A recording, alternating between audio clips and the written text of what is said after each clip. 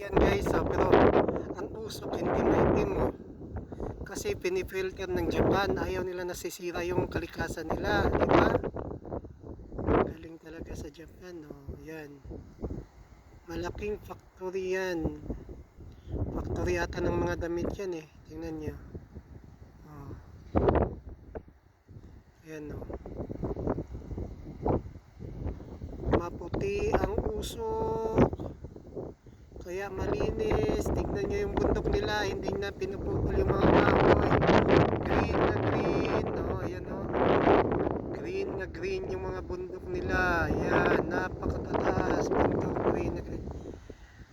Guys, ngayon po to mga alas 2 ng hapon, no? Napakalakas ng hangin dito guys ngayong araw na to, Thursday, no?